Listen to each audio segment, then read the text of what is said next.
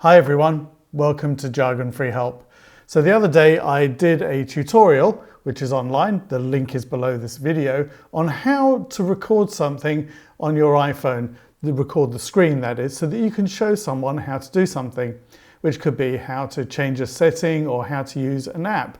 And that can be really useful, and you could put it on YouTube or you could send it directly to them. So that can be really useful rather than trying to explain it to someone. So you can do the same thing with your computer, whether it be Windows or a Mac. And I'm using a Mac here, but I'm using some software called Camtasia that works the same way on Windows. So what I show you here is going to be the same. So it could be that there's a bit of software that you need to share. You may be working from home like lots of us are doing at the moment, and it can just help your colleagues or maybe even friends and family help see how something is done. And you've probably realized I use this a lot for a lot of the tutorials that I've got online. So if you look at my YouTube channel, I've got fast approaching 400 tutorials, of which they include Word, Excel, PowerPoint, and so on. And I have recorded the screen using this very software. So when it comes up, what you see is this screen here, which is the startup screen. It comes up because down at the bottom here on the right-hand side, it's got this ticked on show on launch, which I kind of keep on there. And it gives me a few options. One is I can open an existing one, a recent one that I've done, which is listed here on the right. I can start a new project, so that could be for editing and things, or I could do a new recording or open a project. What I want to do is actually do a recording, and that's going to record the screen. So something that's very popular right now is something called Zoom, which people use a lot for video calling, also webinars and things like that. And I'm about to actually do a recording on that as well. And I'm going to now show you how I can easily do that. You can go into more depth, but I'm going to show you how to do the recording. It's going to be a very short recording. How you can annotate it by putting in arrows and text and things like that, and how you can edit it as well. There's more that you can do, and I've got other videos for those, and they are listed below the video here as well. So let's get started. I'm going to click on New Recording, and when it does, it comes up with this option here to record. Your choices are, starting from left to right, is what screen you want, and I've actually got mine plugged into a special recorder, so that's coming up. But you can choose a region, you can tell it which area, and as you can see, as I'm moving over, it's highlighting different parts of the screen. If I want to choose a region, which could actually be quite useful for recording just the application that you're doing, and you can record anything that's going on here, I would choose region, and then I would click and drag over this bit here. This is Zoom. This is the startup screen on Zoom. And down at the bottom, it's telling me then the width, the height. The preset is a custom because I've done it. I can reselect region. So all I can do is just click on that again and highlight it, and it does the same again. When I'm done, I can click OK. So I'm going to do that. I'm going to click on OK. It's also got my webcam, which in my case on a MacBook Pro is my FaceTime camera. And I could choose if there were other cameras plugged in, which sometimes I do, I could choose one of those. You don't have to have that switched on. I'm going to leave it on because you can actually get rid of it later. It might be better to record it and then remove the video afterwards. Some people, if you've recorded it without the video, you can't as easily put it back. The microphone, it's using the built-in MacBook Pro microphone. If you've got other microphones plugged in, they would appear on this list and you can choose it. You can also adjust the volume. So this is your meter here, and it's showing you these little dots going around this circle, showing you the audio level. You don't want it too low and you don't want it too high. So you don't want it meeting completely at the top. So I've just like slid that along a little bit, and that's better, I think. And this option here is system audio. So that could be off if I wanted, but I'm going to switch it on. That would record any sound coming out of the computer. So any clicks, any video or audio that you play, or any sounds, that would come out there. You can't see anything there because there's no sound coming just yet. So what I'm going to do is I'm going to hit on start recording. Now, one of the things about recording, just like when I'm making this video, I can edit it so I can get rid of things that I don't want. So if you don't get it quite right, you can easily change it later. So you can go and edit it, because Camtasia is a full-blown editing software. Well, full-blown for this. And actually not a bad editing package as well. So I'm going to click on start recording, and it gives me a countdown, gives me a moment to get ready, maybe adjust my hair, catch my breath, and that is now recording. I can tell it's recording because in the top of the screen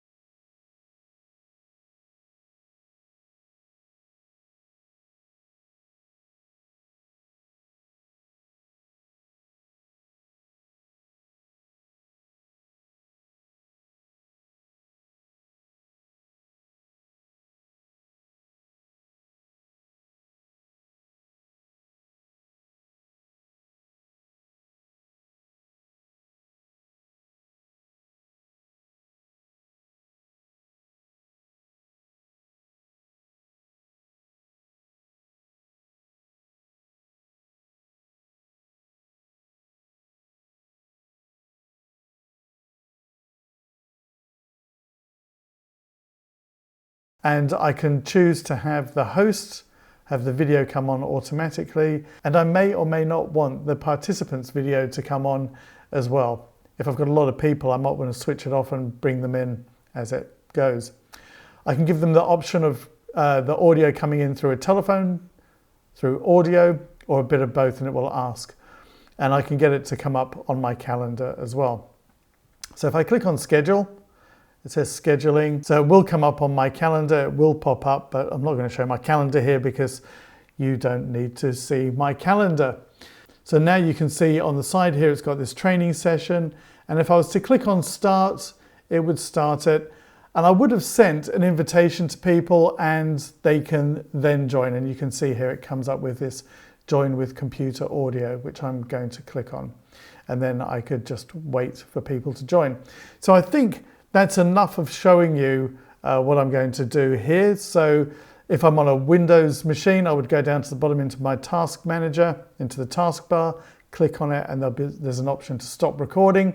At the top here, if I click on the top, it's got stop recording, which is then going to create that project for me. If I wasn't happy with any of it, I could do start over. Same applies on the Windows one, and it would just erase it and start again. So let's just click on stop recording. And you'll see what happens is it comes up in this window. This is Camtasia. Now, the first thing I normally do is save it by going into File and choosing Save As. So let's call this How to Use Zoom. And let's just click on Save. Okay, so that's now saved it. I'm ready to go. What I've got here is my media bin over here. I've got a preview here. And down the bottom, I've got my timeline. And that's what we're going to be looking at in a moment. On the left side here, I've got the media, which could be other media. I could bring in cameras, stuff that I've recorded, audio, can be images, all sorts of things that can go into here. There's a library, and there's other things we're going to have a look at soon, which is annotations, transitions, and just some of these, because I just want to give you a taste of what this can do.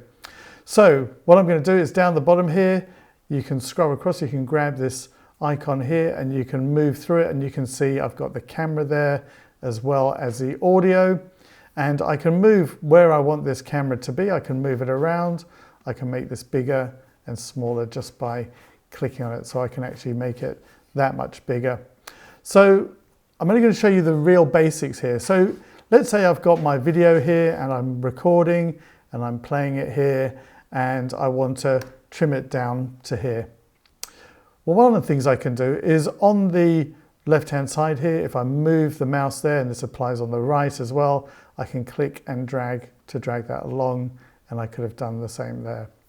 Now on this side, I could have done the same, and what I can do is just highlight it. So I've highlighted both of them, and I can click and drag both together. So that's how you can do it if you want to move both timelines. So this bottom track here is the screen recording, and this one here has the audio along with the webcam as well. I can take this, I can highlight both of them and move this along backwards and forwards. If I get to a point, there's a bit of a gap here, perhaps I stopped here and I could listen to it, and I can actually cut here so that I can edit something out. So maybe I want to edit from here to here. Maybe that didn't work out so well. I'm not going to sit here and listen to it, because you can do that and you'll understand yourself where you may or may not want to do that. So let's say I want to remove from here. What I can do is go into Edit, choose Split All, and that splits both of these. And then I can come to here, let's say it's here that I want to come out, and I can go into Edit, Split All again, highlight both, and I'm going to press the backspace or delete key depending on your computer. I'm going to highlight both of these and move these back. So that's how you can do an edit. Now that edit might jump, so I might want to put a transition in just to make it easier. And there's lots of different transitions, just like with many editing software, with a lot of the other editing software that is.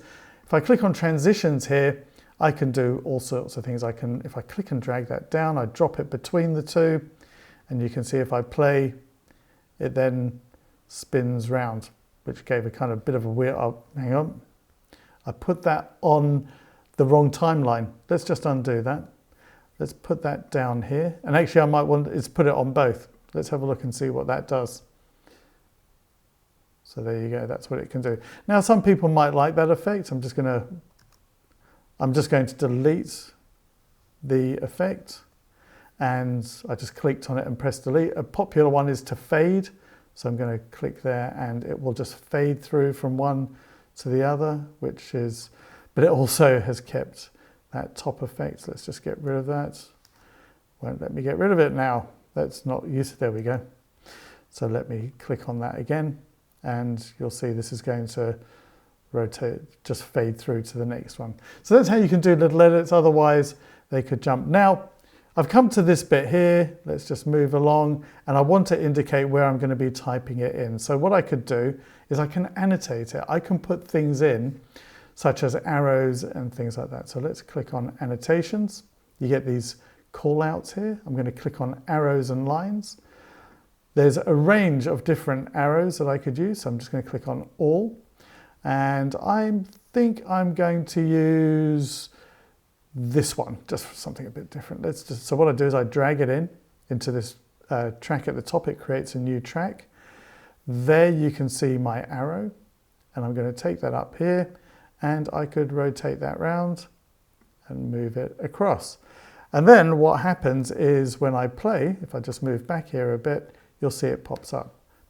I could use my transitions to make that come in a little bit nicer. So let's go to transitions very quickly. Let's just add the fade into the beginning and end. If I drop it in the middle, it puts it at the beginning and the end there. So, but if I sort of drop it on one side, it only appears on that side, so it could be a fade in or fade out. The other thing I could do is highlight something. So when I get to this bit here about the date and time, again, I could go to my annotations. I can click on this squiggly line here, and I'm going to use this box here, and I'm going to drop that in, and you'll see it's got this box here. Maybe it's a bit hard to see, so I'm going to click on it. I'm going to go to Properties. I'm going to click on this tab here, which is the properties for the annotation. I'm going to change the color. Let's just choose, let's go for red there, and perhaps change the thickness. So you can see there's a lot of different things, and this is just giving you an overview. And then I can just adjust it so that it is highlighting that. And then when I play, you'll see it draws it in like that, which can really emphasize something that you're doing here. So the other thing you might want to add in is a bit of text. And again, that comes under the annotations. And this little one here, which looks like a little speech bubble with the letter A in it, if I click on that, you'll see I can have an arrow with text in it and all sorts of other things. I might just want this one here, and I can double click in there, and I'm just going to change that to, say, my website. And I can then move this around and change the size of the text as well. So I can move that down here. I could stretch that out. I could maybe change the fill color to something else, and so on. So I think you get the idea that there's a lot you can do here. So you need to check out my other tutorials that goes into more detail on this. But this does allow me to easily create things that I can then send on to someone else. And you can see it will have included my annotation here as well. So that's kind of useful to know. So so that would have also have included the audio that I recorded at the time. So that goes along with it. So you can see really, really useful tool for being able to create content that you can do how-to guides or tutorials to help people out. The thing you need to do then is click on share. You can just create a file that you put on your computer and you can put somewhere else. You can put it onto a website called screencast.com, which is made by the people who make Camtasia, or TechSmith. TechSmith are the people who make Camtasia. And you could also put it straight onto YouTube or Google Drive. You can put it anywhere you like, really. So if I wanted to put it, say, onto Vimeo, I would create a local file and then upload. For things like YouTube and the others, you just need your login details and it will put it straight up there.